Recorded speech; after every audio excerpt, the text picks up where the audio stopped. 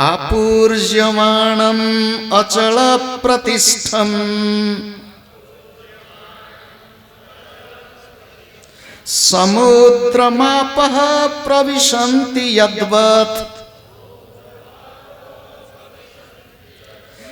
तद्वत् कामायं प्रविशन्ति सर्वे सशान्तिमप्नोति न कामकामी।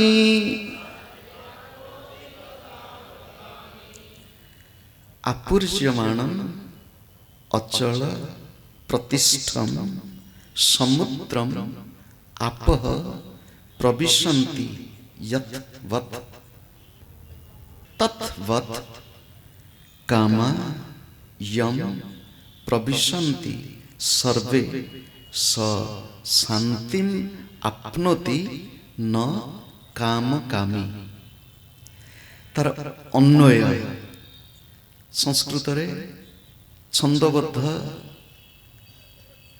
श्लोक को गद्याकार रे प्रकाश अन्वय यद्वत् आपः आपूर्यमाणम् अचल प्रतिष्ठम समुद्रम प्रविशन्ति तद्वत् सर्वे कामः यम प्रविशन्ति सह शांतिम आपनोति कामकामी न। तार साधारण अर्थ जेपरी नाना नदीर जल सबु दिगरु परिपूर्ण होइथिबा अचल प्रतिष्ठायुक्त समुद्र रे प्रवेश करन्ति सेहिपरि समस्त भोग माने बा भोग्य पदार्थ जो स्थित प्रज्ञ पुरुषंक ठारे प्रवेश करन्ति सेही पुरुष परम शांति प्राप्त हुअन्ति। भोग चाहुथिबा लोके ताहा पांति नाही। टिके सूचना दबा पाई द्वितीय अध्याय रे भगवान जेतेबेले अर्जुन को निजर दुर्बलता को दूर करी निजर स्वरूप ज्ञान प्राप्ति पाई उपदेश देले तुमे देह नुह तुमे देही। ये देह गोटे कपड़ा लुगा भली पुराना लुगा को जमती बदलई दे व्यक्ति नुआ लुगा पिंधे से भली देहरु देहांतर। अर्जुन शोक न करी तुमर कर्तव्य पालन कर। अर्जुन तांको प्रश्न पचारिथिले ये जो ज्ञान कथा कहूच ये ज्ञान रे जो माने स्थिति लाभ करिसंती स्थित प्रज्ञ सेमानकर लक्षण कौन। गोटे श्लोक रे चारोटी प्रश्न पचारिथिले स्थित प्रज्ञस्य का भाषा समाधिस्थस्य केशव स्थितधि किम प्रभासेत किम आसित ब्रजेत किम।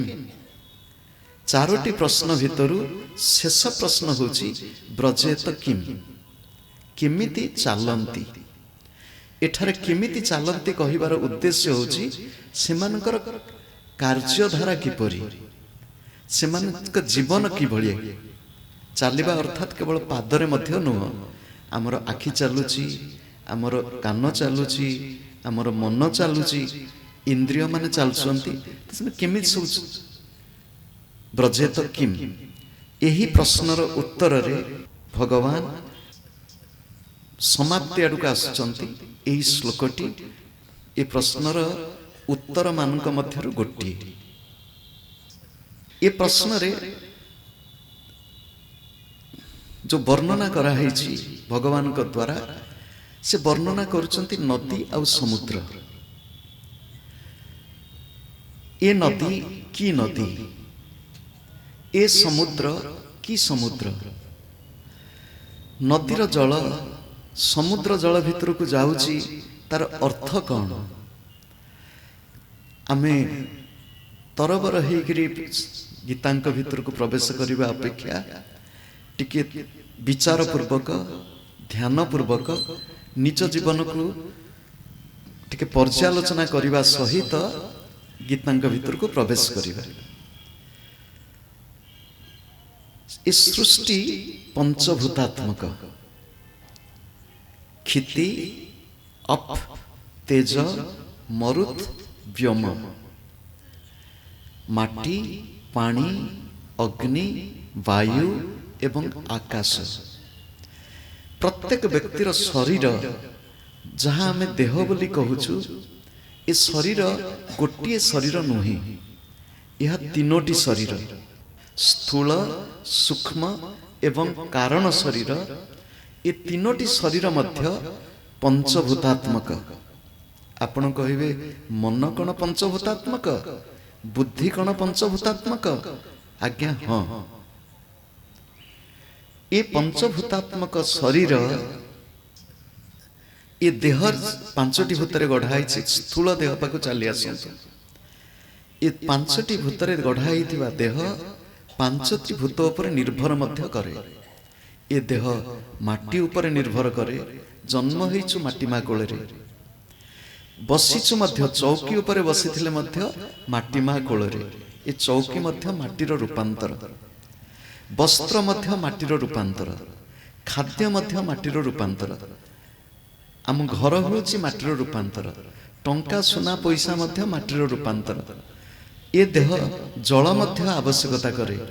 ଆମେ ସ୍ନାନ ଶୌଚାଦିଠୁ ଆରମ୍ଭ କରି ନିଜର ପାନୀୟ ପର୍ଯ୍ୟନ୍ତ ଆମେ ଜଳ ଆବଶ୍ୟକତା କରୁ। ଏ ଦେହ ଅଗ୍ନି ଆବଶ୍ୟକ କରେ। ଦେହ ଭିତରେ ଅଗ୍ନି ଏବଂ ଦେହରେ ଉତ୍ତାପ ହେଉଛି ଅଗ୍ନିର ଲକ୍ଷଣ।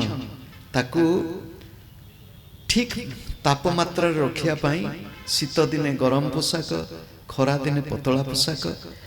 ଏବଂ କେବଳ ସେତିକି ନୁହଁ, ଖାଦ୍ୟ ପାକ କରିବା ପାଇଁ ଅଗ୍ନି, ଉପାସନା ପାଇଁ ଅଗ୍ନି, ଏପରିକି ଶରୀରକୁ ଦାହ କରିବା ପାଇଁ ମଧ୍ୟ ଅଗ୍ନିର ଆବଶ୍ୟକ। ବାୟୁର ଆବଶ୍ୟକ କହିବା ଦରକାର ନାହିଁ। ଆଉ ଆକାଶ ଶୂନ୍ୟତାର ମଧ୍ୟ ଆବଶ୍ୟକ ଅଛି। ଆମେ ଜନ୍ମ ହେବା ଠାରୁ ଚଲାବୁଲା, ଉଠିବା ବସିବା, ଶୋଇବା, ନିଜ ଘର ସବୁ ଏଇ ଆକାଶକୁ ନେଇକରି କରୁଛୁ, ଶୂନ୍ୟତାକୁ ଟିକେ ଆବରଣ ଦେଇକରି। ପଞ୍ଚଭୂତରେ ଗଢ଼ା ଦେହ, ପଞ୍ଚଭୂତମୟ ଏ ଜୀବନ, ପଞ୍ଚଭୂତ ଉପରେ ନିର୍ଭରଶୀଳ। ଏ ଦେହ ଭିତରେ ଯୋଗ ସାଧନାରେ କୁହାଯାଇଛି, ଏ ଦେହ ଭିତରେ ମଧ୍ୟ ପଞ୍ଚଭୂତ ଅଛନ୍ତି। ଠାକୁର ଶ୍ରୀ ରାମକୃଷ୍ଣ ପରମହଂସଙ୍କର ବାଣୀ, ପଞ୍ଚଭୂତରେ ଫାନ୍ଦେ ବ୍ରହ୍ମ ପଡ଼େ କାନ୍ଦେ। ଏ ପଞ୍ଚଭୂତ କ୍ଷିତି, ଅପ୍, ତେଜ, ମରୁତ୍, ବ୍ୟୋମ ଆମ ଦେହରେ ଥିବା ପାଞ୍ଚଟି ଚକ୍ରରେ, ମୂଳାଧାର ଚକ୍ରରେ କ୍ଷିତି, ସ୍ୱାଧିଷ୍ଠାନ ଚକ୍ରରେ ଜଳ, ମଣିପୁର ଚକ୍ରରେ ଅଗ୍ନି, ଅନାହତ ଚକ୍ରରେ ବାୟୁ, ବିଶୁଦ୍ଧ ଚକ୍ରରେ ଆକାଶ। ଏ ପଞ୍ଚତତ୍ଵ ମଧ୍ୟ ଅଛନ୍ତି। ଏଇଠି ଟିକେ ପୁଣି ପଞ୍ଚତତ୍ଵ ବିଷୟରେ ଆଉ ଟିକେ ବିଚାର। ଆକାଶ ସୂକ୍ଷ୍ମ ଏବଂ ଆତ୍ମାଙ୍କର ପ୍ରଥମ ସୃଷ୍ଟି, ଭଗବାନଙ୍କର ପ୍ରଥମ ସୃଷ୍ଟି ହେଇଥିବାରୁ, ବ୍ୟାପକ ହେଇଥିବାରୁ ଆକାଶ ସ୍ଥିର। ବାୟୁ ଚଳାଚଳ କରନ୍ତି, ବାହାରେ ବାୟୁ ଚଳାଚଳ କରନ୍ତି, ଦେହ ଭିତରେ ମଧ୍ୟ ବାୟୁ ଚଳାଚଳ କରୁଛନ୍ତି। ବାୟୁ ସର୍ବତ୍ର ଗୋ ମହାନ, ସେ ସବୁ ଦିଗରେ ଯାଇପାରିବ। କେତେବେଳେ ଉପରକୁ ଚାଲି ଯାଉଛି, କେତେବେଳେ ତଳକୁ ଆସୁଛି, କେତେବେଳେ କୋଉ ଦିଗକୁ। ଆପଣ ଯଦି ପୁରୀ ଯିବେ, ଜଗନ୍ନାଥ ମନ୍ଦିରରେ ନୀଳଚକ୍ରକୁ ଲକ୍ଷ୍ୟ କରିବେ, ପତିତ ପାବନ ବାନା କେତେବେଳେ କୋଉ ଦିଗକୁ ଯାଉଛି, ସେଇଥିରୁ ପବନ କୁଆଡୁ କୁଆଡକୁ ବହୁଛି ଜଣା ପଡିଯିବ। ବାୟୁ ସର୍ବତ୍ର ଗୋ ମହାନ, ଆକାଶର ଗତି ନାହିଁ, ବାୟୁ ସବୁ ଦିଗକୁ ଯାଇପାରିବ। ଅଗ୍ନି ଗୋଟିଏ ତତ୍ତ୍ୱ, ଯୋଉ ତତ୍ତ୍ୱ ଊର୍ଧ୍ୱମୁଖୀ। ଅଗ୍ନି ହେଉଛନ୍ତି ଊର୍ଧ୍ୱମୁଖୀ। ଜଳ ଏବଂ ମାଟି ଏମାନେ ହେଉଛନ୍ତି ଅଧୋମୁଖୀ। ପାଣି ଆପଣ ଯେତେ କଳ କୌଶଳ ଦ୍ୱାରା ଛାତ ଉପରକୁ ଟାଙ୍କିରେ ନେଇଯାଆନ୍ତୁ, କିନ୍ତୁ କଳ ମୁହଁଟି ଖୋଲିଦେଲେ ପାଣି ତଳକୁ ବୋହିଯିବ। ଜଳ ଅଧୋମୁଖୀ ଏବଂ ଟିକେ ମାଟି ନେଇ ଉପରୁ ପକେଇ ଦିଅନ୍ତୁ, ସେ ପୁଣି ତଳକୁ ଟାଣି ହେଇକରି ଆସିବ। ଏ ଦୁଇଟି ତତ୍ତ୍ୱ ଅଧୋମୁଖୀ। ଏ ଦେହ ଭିତରେ ଜଳ ତତ୍ତ୍ୱ, ଏ ଦେହ ଭିତରେ ଜଳ ତତ୍ତ୍ୱ प्रत्येक जीवकोश मध्य जल एवं देह मध्य शिरा प्रशिरा दे रक्त प्रवाहित होउछि।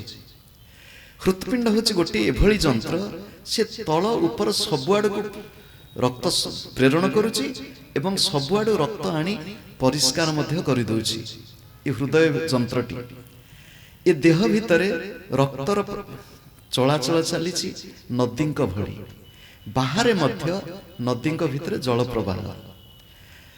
ये सूचना दबार तात्पर्य होछि टिके निजको बुझिले निज देह को बुझिले देह देवालय को बुझिले पुणी देह भितर दे देही को किभली अनुभव करिहब सेटिके आमे टिके आगे जाई परिबा।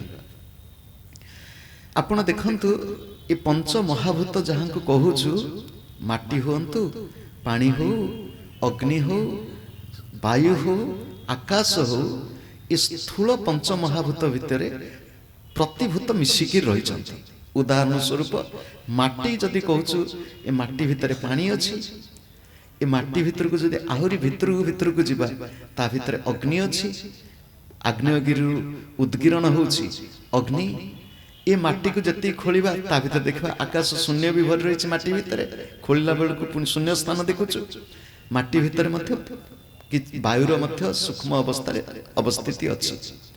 सेमिति पानी बोली जहा को कहूछु पानी भितर मध्य वर्तमान आपण जलर तीनोटी अवस्था गोटे अवस्था होछि सूक्ष्म अवस्था गोटे होछि स्थूल अवस्था गोटे होछि स्थूलतम अवस्था।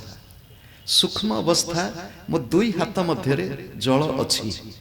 आपण जदि कहबे दुई हाथ भीतर जल अछि बोली केमती कहउछंती ये कोन सत्य?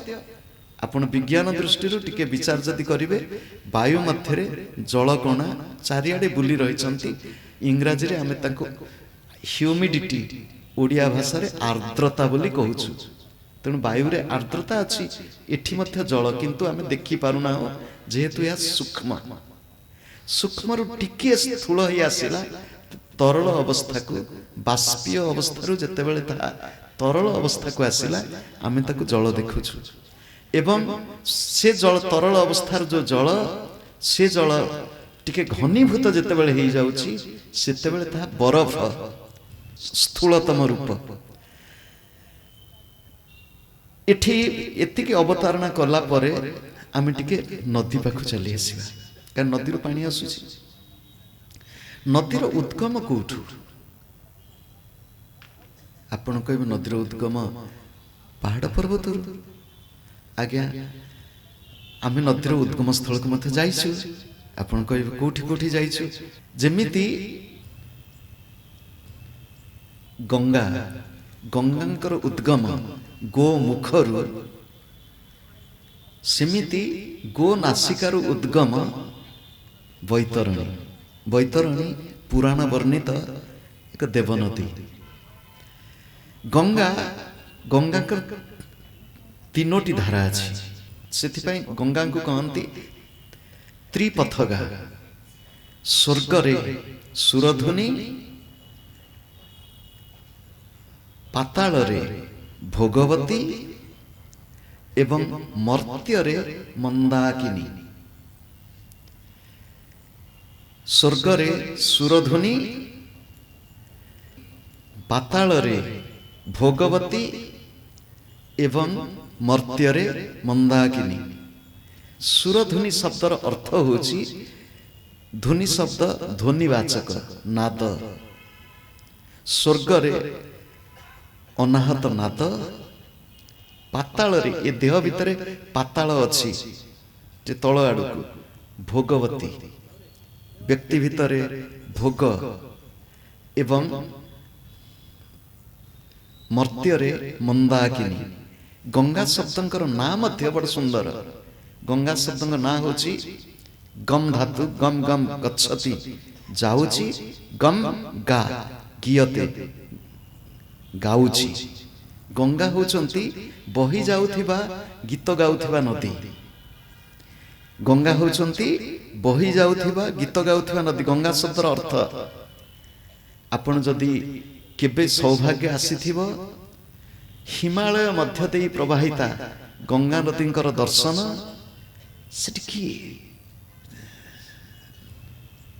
प्रचंड ध्वनि सबु ध्वनि को पछरे पकई से नाद भितर आपण बुड़ी जिवे अद्भुत अपूर्व ध्वनि नदी एक सीमा देकर गति करे नदी एक सीमा दे गति करे नदी शब्द मध्य नदी बा नद एठी टिके आपण भारत वर्ष रे जो जलधारा नद एवं नदी नदी स्त्रीलिंग वाचक और नद पुंगलिंग वाचक ब्रह्मपुत्र सोनभद्र आदि नदी नदी नुहंती नद गंगा जमुना महानदी ब्राह्मणी बैतरणी ये होचंती नदी नदी शब्द मध्य नाद शब्दरु नदी नाद शब्दरु नदी बाहर जेमती नदी बहुची भितर सेमती नदी बहुची बाहर नदी बहुची ए देह भितर नदी बहुची ओडिशार परम सौभाग्य ए माटी रे पंचसखा उत्कलीय पंचसखा से केवल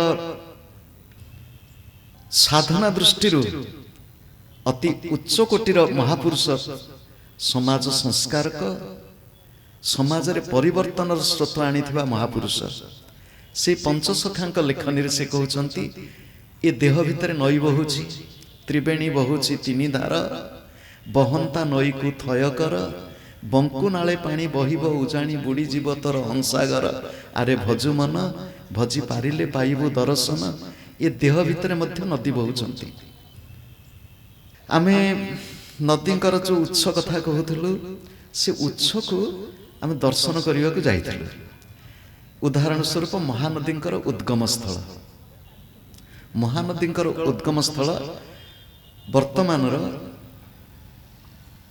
छत्तीसगढ़ ओडिशा रे आमे जहां को ऋष्य शृंग बोली कहू उत्तर भारत रे शृंगी ऋषि बोली कहंती तांकर तपस्थली रु महानदींकर उद्गम ओडिशा भितरे छोटिया नदी जहांकर उद्गम स्थल होची कपिल यज्ञ संभूता कपिल मुनिंकर यज्ञ स्थल रु उद्भूता से होचंती प्राची सरस्वती प्राची सरस्वतींकर उद्गम स्थल कपिल मुनिंकर यज्ञ स्थल रु गंगांकर उद्गम विदेश रे कहू कहू टिके परिहास की आलोचना छल कहल भारत वर्ष रे गंगा नदी होती मनुष्यकृत जदिव से देवी स्वर्ग नदी ये होती मनुष्यकृत केवल सेतिकी नुह ये सागर मध्य मनुष्यकृत सी अमकिले नदी मनुष्यकृत ये कौन संभव जो माने हमें समस्ते टिके टिके श्रीमद् भागवत महापुराण किंबा महाभारत विषय टिके टिके आमे जानिथिबा सेथरे आमे ये विषय आमे जानिथिबा गंगांकर धरावतरण केमिति हैला गंगांकर धरावतरण पृष्ठभूमि रे केते तपस्या भीष्म जननी हे मुनिवर कन्ने से जते धरा को आसुचंती भगीरथंकर कि तपस्या भगीरथंक तपस्या पाई तो गंगांकर धरावतरण जो बाट दे शंखनाद करी करी भगीरथ जाउचंती सेही बाट दे तो गंगांकर प्रवाह आउ सागर सागर शब्दर अर्थ टिके देख सुनतु सागर सगर सगर वंश खोली पकेले यज्ञ वंश कोठी अछंती खोलु खोलु खोलु खोलु एते खोली चंती परवर्ती समय रे गंगांकर जलधारा आशीष प्रथमे खोला होइथिबा जगह को भरी देले तेणु सागर हो गला तेणु सागर मनुष्यकृत नुह कि जदि ए दृष्टि विचार करिबा गंगा कौन मनुष्यकृत नुहंती कि जदिओ देवी दुर्भाग्य भारतवर्षर जो विचार जो आदर्श ताको आमे भूली गलु भगवान प्रदत्त ये दिव्य भूमि भारतवर्ष को जहाकु मुनि ऋषि माने कहिसंती कर्मभूमि जोगभूमि तपोभूमि। भारतवर्ष भोगभूमि नुहे, किंतु ये जोगभूमि कर्मभूमि तपोभूमि मातृभूमि को आमे भोगभूमि रे रूपांतर करदेलु। भारतवर्षर नदी नदी मानकर उत्सठु आरंभ करी संगम पर्यंत, भारतवर्ष रे नदी को उत्सठु आरंभ करी संगम पर्यंत पवित्र पवित्र स्थान। दिने गुरुदेव पाखे बसी बेले गुरुदेव एमती अनौपचारिक कथबार्ता कहले, बापा आजिकल सब लोक माने छुट्टी नहीं कि सब अवसर विनोदन पाई जाउछंती। आम भारत तो आम पिलादिने अवसर विनोदन नथिला। गुरुदेव कहले कहले हसिक बेसी कथा तो कहूना आम गुरुदेव सहित कहलु बाबा थिला। कहले थिला अवसर विनोदन किमती कहउछंती आपण? आम कहलु बाबा आमर अवसर विनोदन तीर्थ यात्रा थिला।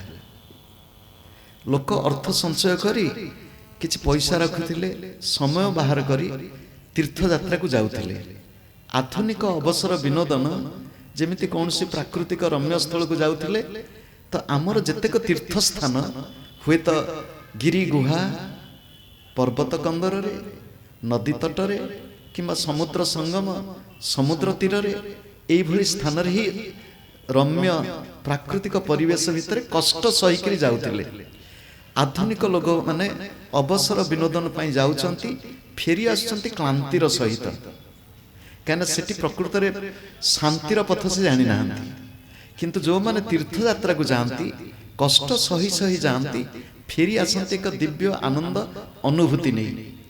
अवसर विनोदन पाई जतेबेले जानती से माने खोजंती टिके आराम मिलुथिबा आवास स्थल, पर्यटकंकर विश्राम स्थली। किंतु तीर्थयात्री जतेबेले जानती सेठी से माने कष्ट सही सही हुए तो कोठी धर्मशाला थिबो, कोठी पूजक मानकर आश्रय स्थली थिबो, सेठी कष्ट सही करी रहंती। आ तीर्थयात्रा जानती कष्ट सहीबा पाई। भारतवर्ष रे आमे माटी को माँ बोली कहू, माटीर अवमानना करू। नदी की माँ बोली कहिलु, नदींकर अवमानना करी करी आसी वर्तमान नदी मानकर जो अवस्था न कहिले भल।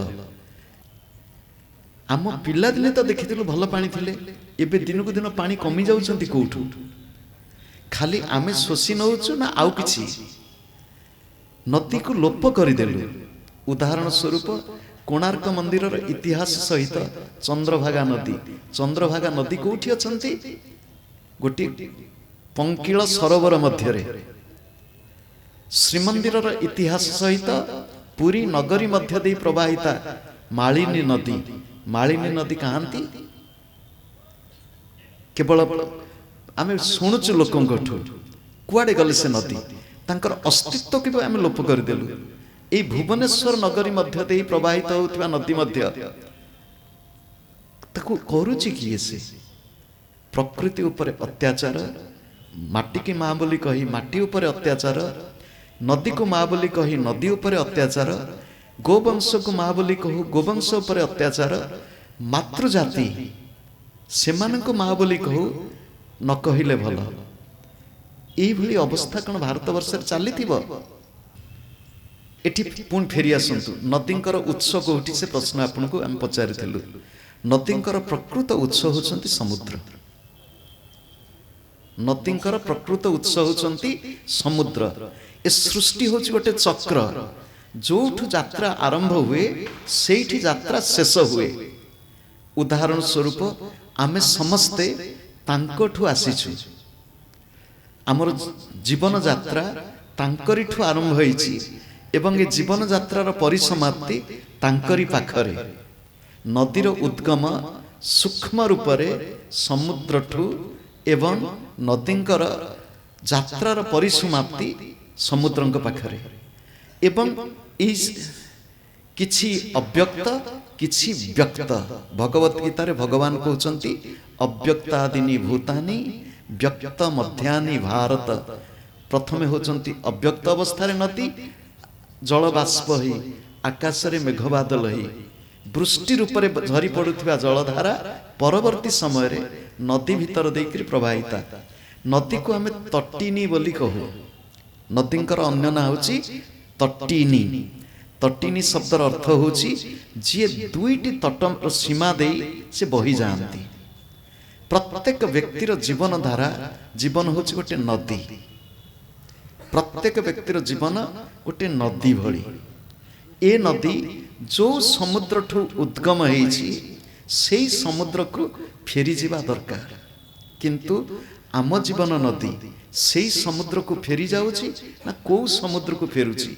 रे आत्मन निद्रा परिहरी फेड़ी चिंतार लोचन कर कर निरीक्षण निःशब्दे जीवन स्रोत धाउछि किपरि भेटिबाकु मृत्यु सिंधु कराल लहरी कि बेगरे जाऊँगी चाली सही स्रोत संगे भासी जीवनर सुख राशि जार उच्छ्वासे नर शोक श्वास ढाली अतीत को उद्बोध वृथा भाड़ी भाड़ी।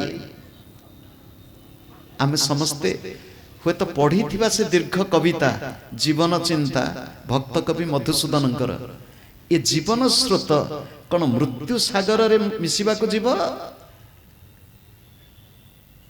को सागर रे मिसिबा को जीव। ये मृत्यु सागर जदि मिसिब ए पृथ्वी पृष्ठ रे गोटे सागर अछि जार ना होची डेड सी। ओडिया भाषा की सागर कहते मुझे जानी मृत सागर। मृत सागर आम जीवन कौन से मृत्युर सागर रे मिसिबा को जीव ना आम जीवनर स्रोत जीवनर नदी अनंत से असीम से परमात्मा सहित मिसिबा को जीव। जति मिसिबा को जीव तो केमिति जीव। बाहर नदी बहुचंती देह भितर नदी बहुचंती।